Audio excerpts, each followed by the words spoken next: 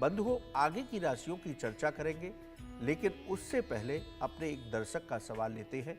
उन्होंने सवाल किया है कि किस दिशा में मुंह करके भोजन नहीं करना चाहिए, यानी कि भोजन करने की सही दिशा क्या होती है।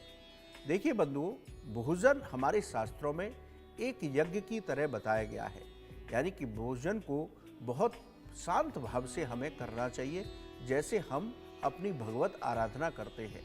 क्योंकि भोजन करने से हमारे पेट की जठराग्नि शांत होती है और उससे पूरे शरीर को पोषण प्राप्त होता है।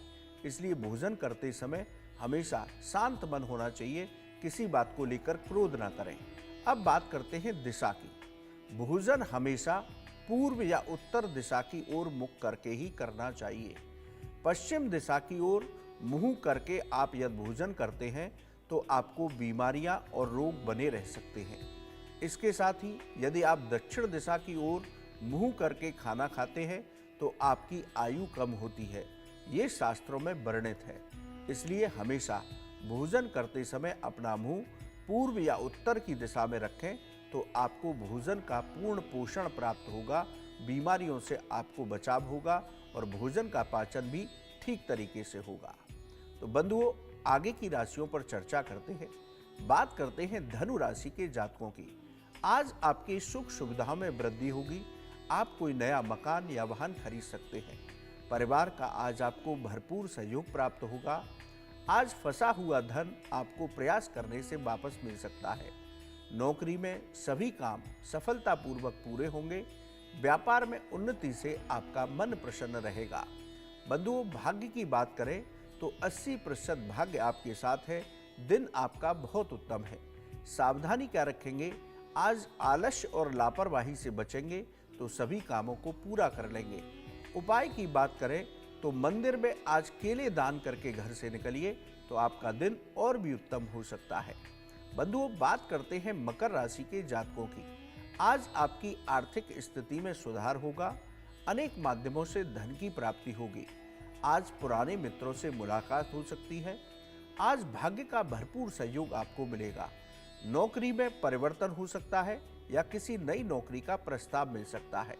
व्यापार में धन लाभ होगा, जिससे आपके बैंक बैलेंस में वृद्धि होगी। भाग्य की बात करें तो 80% भाग्य आपके साथ है। दिन आपका बहुत उत्तम है। सावधानी क्या रखेंगे? यात्रा में सेहत का विशेष ध्यान रखें।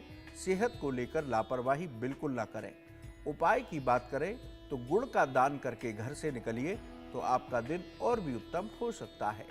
बंधुओं, बात करते हैं कुंभ राशि के जातकों की। काम की बाधाएं आज दूर होंगी। सभी काम पूरे होंगे। पूजा पाठ में मन लगेगा। परिवार का सहयोग प्राप्त होगा। नौकरी में सभी काम पूरे होंगे। व्यापार में नए निवेश से लाभ की प्राप्ति होगी। यदि भाग्य की बात करें तो 80% भाग्य आपके साथ है। आपका दिन बहुत उत्तम है। सावधानी क्या रखेंगे? आज भावुकता में कोई निर्णय लेने से बचें, वरना हानि हो सकती है। उपाय की बात करें तो भगवान लक्ष्मी नारायण की पूजा करें तो आपका दिन और भी उत्तम हो सकता है। बंधुओं, बात करते हैं मीन राशि के जातकों की। आज अपनी सेहत का विशेष ध्यान रखिए, नहीं तो आपका स्वास्थ्य गड़बड़ा सकता है। वाहन बहुत सावधानी से चलाएं, वरना आपकी दुर्घटना का आज योग है। मानसिक तनाव की स्थिति से बचें। नौकरी में किसी से भी विवाद बिल्कुल ना करें। व्यापार में किसी को उधार देने से बचें, वरना आपकी धन हानि हो सकती है या आपका पैसा फंस सकता है। भाग्य की बात करें तो 60% भाग्य आपके साथ है। सावधानी क्या रखेंगे? आज खान पान पर नियंत्रण रखें, वरना आपका स्वास्थ्य गिर सकता है। उपाय की बात करें तो काले उड़द का दान करके घर से निकलिए तो आपका दिन उत्तम बनेगा। बंधुओं, ये था मेष से लेकर के मीन राशि के जातकों का आज का राशिफल। अब बात करते हैं 14 अप्रैल जिनका आज जन्मदिन है। हमारी ओर से आपको जन्मदिन की मंगलमय शुभकामनाएं।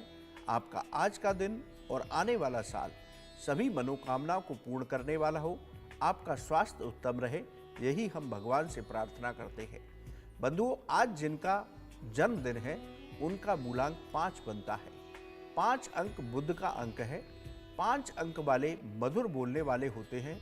कवि, कलाकार और अनेक विद्याओं के जानकार होते हैं। इनमें गजब का आकर्षण होता है, ये सभी के प्रिय बन जाते हैं। अनजान व्यक्ति की मदद करने के लिए हमेशा तैयार रहते हैं, दूसरे के दुख को अपना दुख समझते हैं।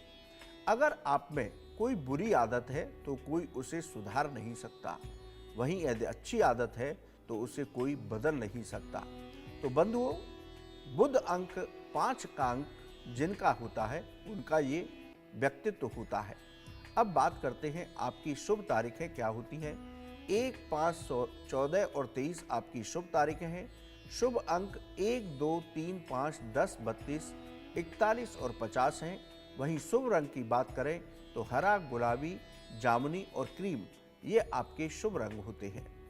आने वाले साल की बात करें तो इस साल परिवार का आपको भरपूर सहयोग प्राप्त होगा।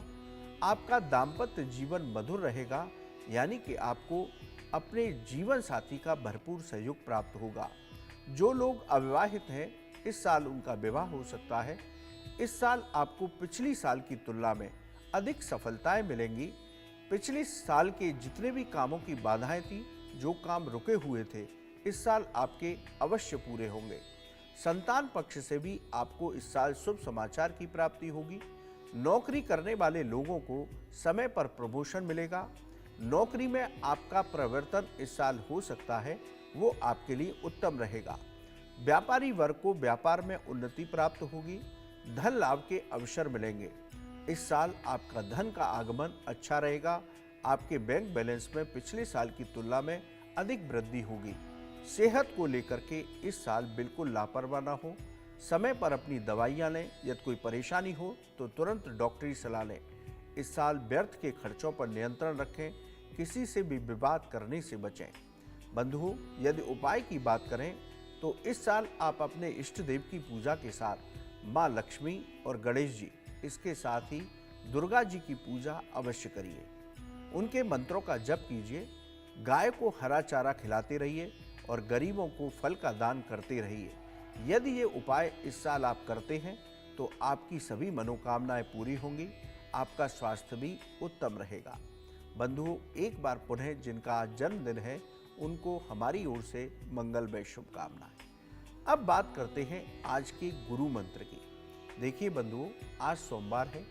यदि विवाह में आपके बाधाएं आ रही हैं, विवाह तय हो जाता है लेकिन टूट जाता है, बनते बनते बात बिगड़ जाती है, तो आज आप ये उपाय कीजिए और लगभग 5 से 7 सोमवार तक ये उपाय अवश्य कीजिए। प्रत्येक सोमवार का व्रत रख करके भगवान शिव और पार्वती जी की पूजा करिए। जब पूजा कर लें, उनका अभिषेक कर लें, तो कलावे से शिव और पार्वती जी का गठजोड़ करें और चूरमा के लड्डुओं का उनको भोग लगाएं। इसके साथ ही गाय को हरा चारा खिलाएं। भगवान शिव और पार्वती के समक्ष बैठ करके ही ओम नमः शिवाय मंत्र की एक माला जप करें और उनसे प्रार्थना करें कि मेरे विवाह की बाधाएं आप दूर करें। शीघ्र हमें उत्तम वर या उत्तम पत्नी की प्राप्ति हो। यदि ये उपाय करते हैं तो आपको सुयोग्य पत्नी और सुयोग्य पति की प्राप्ति निश्चित ही भगवान शिव और पार्वती की कृपा से होगी। बंधुओं, इस उपाय को करके देखें, आपको अवश्य लाभ की प्राप्ति होगी।